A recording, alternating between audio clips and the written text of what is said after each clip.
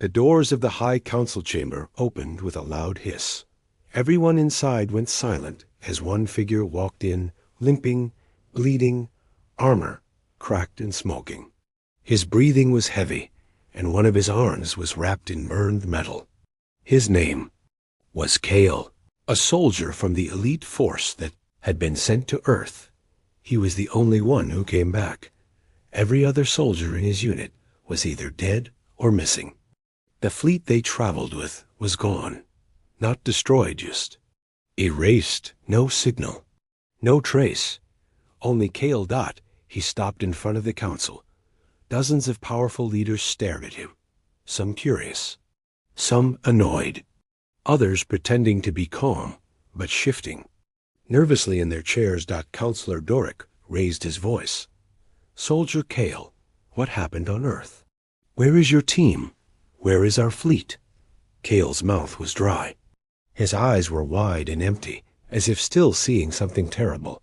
He finally whispered, "Run." The room broke into quiet laughter. Some smirked. Others exchanged looks. "Run?" Doric said, confused. "You were sent to attack a death world, yes, but our technology is far more advanced." "You're saying you were defeated?" Kale didn't respond. Instead, he reached into his damaged armor and pulled out a small device. He placed it on the table. A shaky hand pressed a button. A projection lit up the room. It showed a dark battlefield. Rain falling hard. The alien squad moved carefully, scanning their surroundings. Then, without sound or warning, something moved. Fast. One soldier disappeared in a flash of red. Another was pulled into the sky. No enemies were seen, just shadows, blurs, movements too fast to follow. And then the video ended with static. The council was quiet now. Kale's voice shook. "That was 5 minutes after we landed. Within 10 minutes, we were down to 2. Then I was the only one left. I ran. I didn't want to. I had to. I couldn't stop them. We couldn't even see them." Counselor Melek leaned forward. "Them? You mean humans? Primitive creatures with basic weapons?" Kale looked up, eyes full of fear. "No, not primitive, not weak. They're death made real. They don't fight like us. They don't wait. They don't speak. They strike and vanish. Machines and humans work together like one body. I saw a single human drop from the sky and take down 6 of us with no armor." The council sat in silence. They didn't laugh now, but they still didn't believe. "That's impossible," Counselor Greva said. "You were under mental stress. You are traumatized. You saw shadows and made them into monsters." Kale stood tall now. His legs trembled, but his voice grew stronger. "You think I'm scared because I lost? No, I'm scared because I saw what they really are. Earth isn't just a death world. It's a forge. A place that creates monsters not of instinct, but of training, of control. They don't rage. They don't scream. They hunt with silence." Murmurs spread across the chamber. Still, many leaders looked doubtful. Some looked amused again. "We'll send another team," Melek said. "A stronger one." Kale slammed his fist on the table. "You won't get the chance. If they see you coming again, they won't just defend Earth. They will come for you." A younger voice spoke from the side. A new council assistant, young and quiet until now. "Did they say anything to you?" he asked. Kale nodded slowly. "Yes. One of them stood above me after I was injured. I thought he'd finish me. But he didn't. He just said, 'Go tell them. Tell them what you saw. They won't believe you. But they will feel us.' And he disappeared into smoke." The council chamber was still again. Counselor Doric leaned back, sighing. "Thank you, soldier. We'll review your report. For now, you are dismissed." Kale didn't argue. He picked up his device and walked slowly out as the doors closed behind him. He looked over his shoulder one last time. They're coming, whether you believe me or not."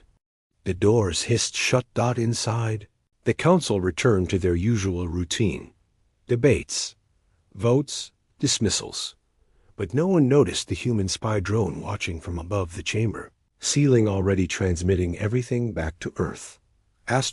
Days passed. Kale remained in the medical wing of the Galactic Council. His body healed, but his mind was restless. Every night, he woke from nightmares, visions of fire, silent death, and human eyes that glowed in the dark. Outside his room, guards were posted, not to protect him, but to watch him. The council feared he had gone insane. They didn't want panic. Meanwhile, inside the council chambers, the leaders debated. "He's just one soldier," said Councillor Greva. "We cannot base our decisions on a single shaken mind." "But he brought evidence," said the younger assistant, Vara. "That footage, a silence in the field, the ships that never came back, does that mean nothing?" Councillor Doric sighed. "We lost fleets before. Black holes, solar flares, pirates. This isn't the first mystery." Vara stood, unsure if she was allowed to speak more.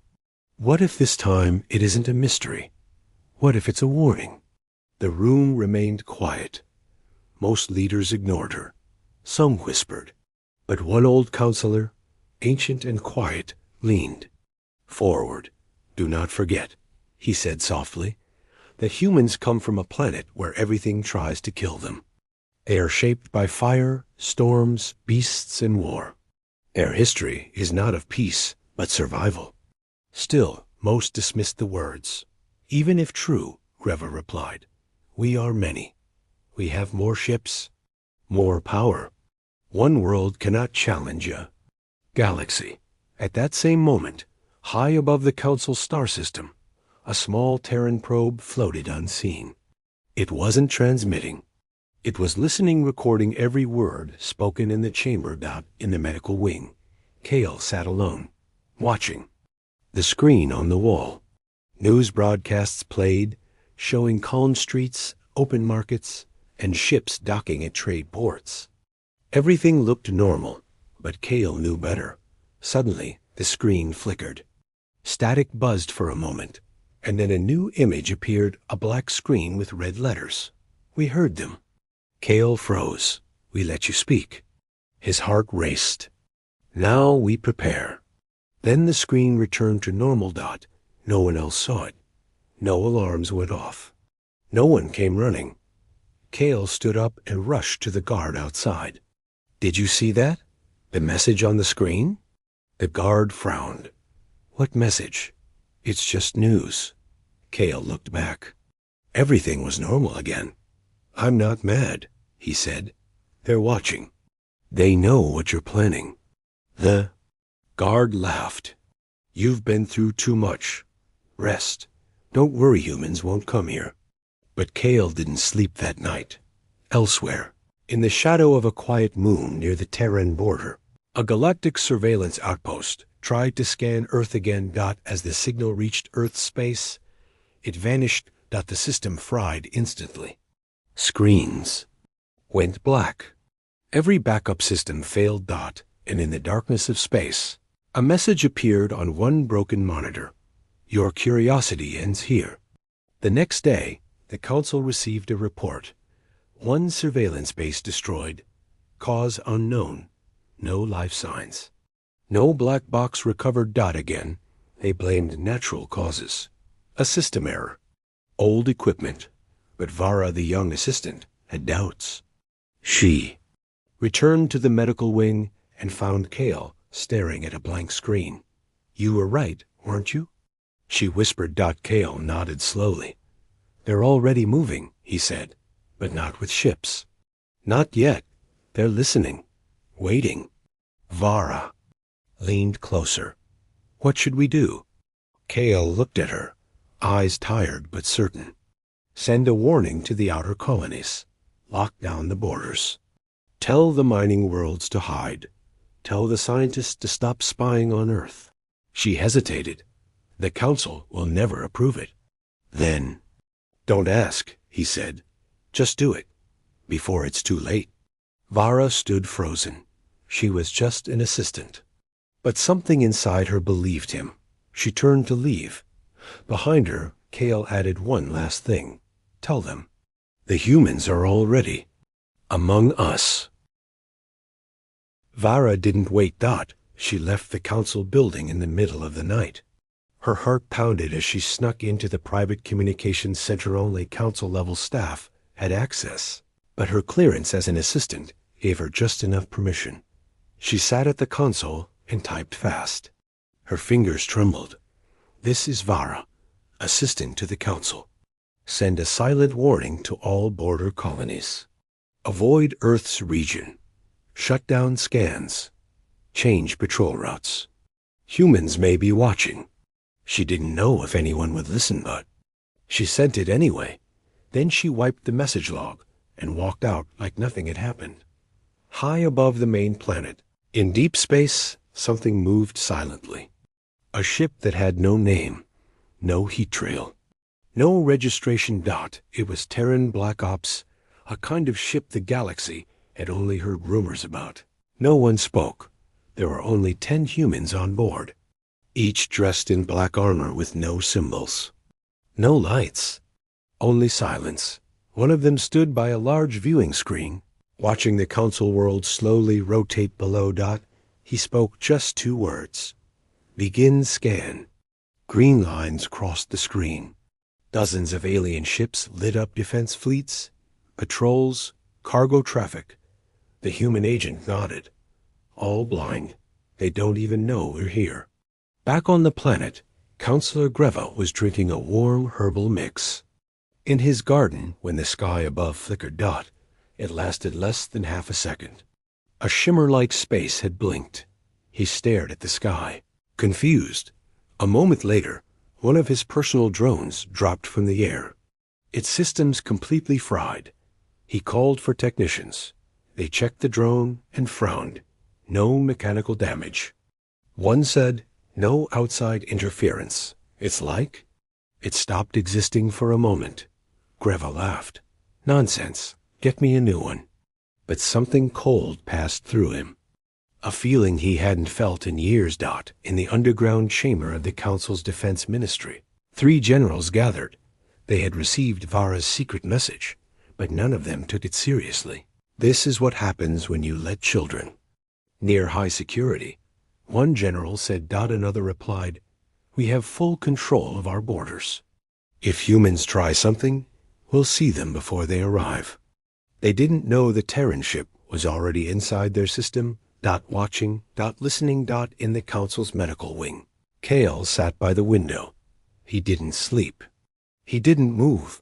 He simply stared into the sky. He felt it. The same stillness before his team was wiped out.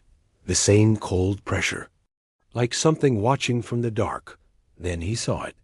A flash in the clouds. Not lightning. Not a ship. Just a shape, quickly gone. Too perfect. Too quiet. Kale's eyes widened. They're here, he whispered. At that moment, the Terran ship released one pulse invisible to most scanners. It wasn't a weapon. It was a test. All major communication towers across the planet blinked for 1 second. Cameras turned off. Power grids reset. Systems restarted without warning. A global glitch. Engineers and workers ran to fix things. No one thought it was an attack. Only Vara and Kale understood. This was a message. Earth had reached them, and just showed what it could do without firing a single shot. Inside the council chamber, Counselor Doric was in a private meeting when his monitor buzzed with a new report. 2 colony fleets have changed course. Communications from border colonies delayed. Surveillance drones failing in outer sectors. Possible signal jamming. He frowned.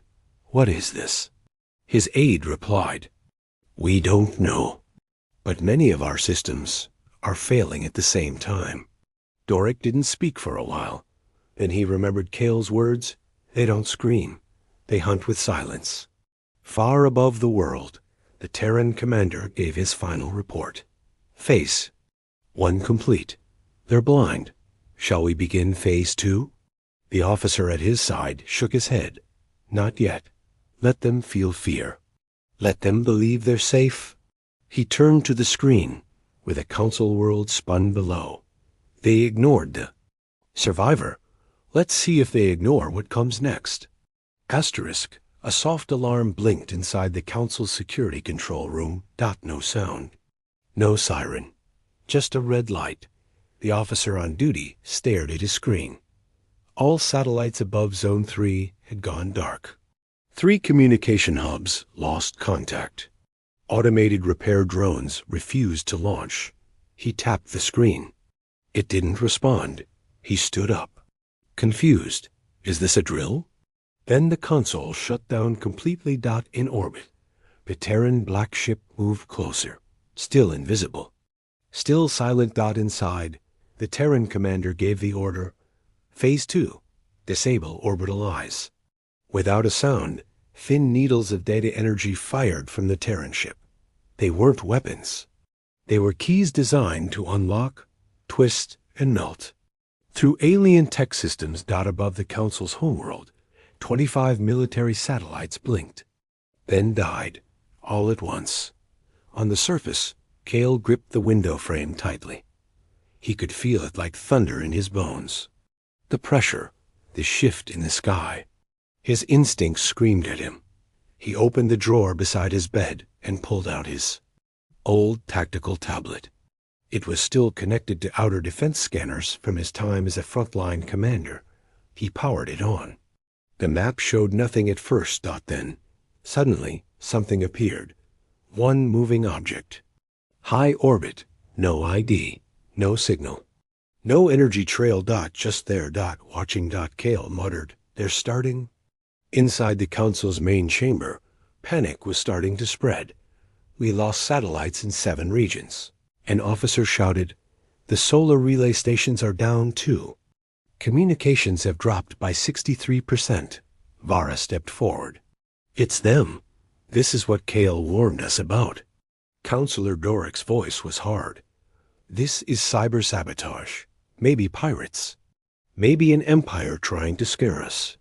Cale suddenly burst into the chamber, flanked by guards who couldn't stop him in time. He shouted, "It's not pirates. It's Earth. They've already won Phase 1. Guards grabbed him, but Vera raised a hand. "Let him speak." Cale pointed at the giant central screen. "Give me access to the satellite logs from 30 minutes ago. I'll show you." Reluctantly, Doric gave the order. The screen blinked. Footage played. One by one, the satellites went offline. Each showed the same final image, a blurry shadow in space, then static. Cale zoomed into the last frame. The image became clearer. A Terran warship, black metal. Sharp angles, no lights. Its presence was wrong. It looked more like a predator than a ship. No one in the chamber spoke. Then, a new sound echoed through every building on the planet. A voice. Calm, cold, human. "To the Galactic Council. You sent soldiers to Earth. You called us primitive. You hunted us like animals. Now, we show you how the hunted strike back. This was only a shadow. Next time, you'll see the fire." And just like that, the voice ended. Screens returned to normal, but nothing felt normal anymore. Across the Council's territories, panic spread. Colonies disconnected from Central Command. Defense stations received no updates. Military captains tried to contact command, but their messages were delayed, rerouted, lost. One fleet admiral shouted, "Where is the threat coming from?" But even his own ship's sensors showed nothing. The humans had erased themselves from detection. Cale stood in the center of the chamber. Everyone was watching him, now not as a madman, but as the only one who had seen what was coming. "They could have destroyed this planet already," he said. "But they didn't. Why not?" asked the counselor. Cale looked up. "Because they want us to understand something first." "What?" Cale's voice was low. "That this isn't war. It's a lesson. Far above, the Terran ship slowly pulled away. Not fleeing, just moving back into the dark dot inside, the commander gave the order. Transmit full warning footage to all Council colonies. Make sure everyone sees what silence looks like. He paused. And then, prepare the real fleet. In the outer colonies, fear moved faster than light. The Terran transmission had reached every world at once. Not through Council networks, but directly into personal devices. Private screens, even children's toys. One message. One voice. You wanted to understand us. This is how we teach. On Colony Station Virel, panic erupted. Shoppers dropped bags and ran. Security officers yelled for calm, but even they were shaking. Emergency ships began launching before orders were given. Entire. Families tried to flee, but the skies above were already filled with ships, not Earth's warships, but Council ones. Retreating. People saw what they thought was protection vanish into the clouds. At the Council's capital, arguments broke into shouts. The colonies are falling apart. They've hacked every system. We have no control anymore. Counselor. Greva smashed her fist on the table. Where is our fleet? The screen showed fleet signals, but they were slow, confused, responding to false alerts. They're being misled, said Vara. The humans are sending fake distress calls. Our ships are going to empty zones, wasting fuel, losing time. Greva glared at her. Then you fix it. Kale stepped forward. You still think this is about systems and strategy? It's not. They're breaking your belief first. Above a far-off mining colony, a lone Terran dropship entered orbit. No weapons fired. No troops landed. Instead, it dropped a small pod into the atmosphere. It hit the ground near the main refinery and open. Inside was a cube. Silent, glowing blue. The miners approached, confused. One brave worker touched it. Suddenly, every machine on the colony powered down. Lights went off. Engines died.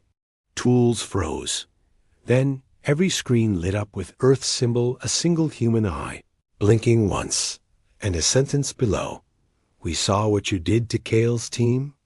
The cube then turned to dust. In the Council chamber, Kale watched as reports came in from across the galaxy. Colony Virel evacuated. Communications from Station Elm 9 lost. Mining colony shut down. No signs of damage, just silence. Kale whispered, "This is how humans fight. Not with fire first, but with fear. They let your own people destroy your order." Counselor Doric sat in stunned silence. His old pride was gone. He looked tired now. He turned to Kale. "What do they want?" Kale looked down. "I think they want to remind you that you never controlled them, that your belief in power is an illusion. They want the truth to spread in fire and silence." In a small village on a farming moon, children looked up as a new star appeared in the sky. It pulsed slowly, like a heartbeat. Then it moved fast and vanished. The children clapped, thinking it was magic, but their parents knew better. One mother pulled her daughter inside. "Close the doors. Stay away from windows." "But why, Mama?" She looked up at the now empty sky. Because that wasn't a star. Inside a hidden base on Earth, the Terran High Command watched the unfolding chaos. A general leaned over the table and spoke calmly. "The Council now believes. But belief isn't enough." He looked at a screen showing all active Council war fleets, scattered, misled, panicked. "Now," he said, "we make them feel what Kale felt." Back at the Council headquarters, the building lights flickered. Vara's tablet buzzed. A private message flashed across her screen. "We saw you. You tried to warn them. You still have time. Get out." She stared at it. Frozen. No signature. No name. Just human precision. She looked up. Then alarms blared across the entire capital. The sky above was full of fire. Terran warships had arrived. Asterisk, the skies above the council world turned black dot not from clouds, not from smoke, but from ships massive dark. Terran warships. Hundreds of them. Silent, cold, waiting. People on the surface stood frozen, staring up. Children held their parents. Soldiers looked at their weapons and realized they were useless. The capital's defense cannons turned toward the sky, but they did not fire, because the Terran ships did not attack, not yet. Inside the council chamber, chaos exploded. We must launch everything we have. Open talk, send a peace signal. Evacuate the elders. Bara stood in the middle, calm but shaking. You all laughed at Kale. You called him broken. You ignored his warning. And now the humans are here. Counselor. Doric looked pale. This is war. Kale's voice echoed from the far end of the room. No, this is grace. Everyone turned. They gave you a chance to believe. And now they're showing you the price of your doubt. In orbit, inside the lead Terran warship, the commander watched the council world through his main screen. All weapons online? Yes, sir. Fire control sensed? Confirmed. Enemy systems? Blind. They can't see us. They can't stop us. The commander nodded. Do not fire. The officer beside him looked confused. No attack? The commander shook his head. We don't need to. Let them look at us. Let them know we could erase them, that we choose not to. He pointed to the screen. That is power. Across the galaxy, every council world received the same video. No music. No effects. Just a single scene. Kale bloody, broken, standing alone. On Earth facing a silent Terran soldier in black armor. Behind them, the remains of his fallen teen Dot, and then the human's words replayed clearly. Go tell them what you saw. They won't believe you, but they will feel us. The video ended with Earth's symbol, a circle of stars and one word. Remember. In the council chamber, Doric sat down slowly. His hands trembled. They were always ahead of us, he said. Always watching, Greva whispered. What do we do now? No one answered. Kale finally spoke. Now you listen. He walked to the main console and opened a line. Terran fleet, this is Kale. I am the one who survived. They believe. Now, they understand. The screen lit up with a human face calm, expressionless. The voice was soft. Acknowledged. We will leave, but we won't be far. Then the screen cut. In the sky above. The black warships began to move slowly, silently, disappearing into the clouds and stars. They came without firing a shot. And they left just the same, but the galaxy would never forget.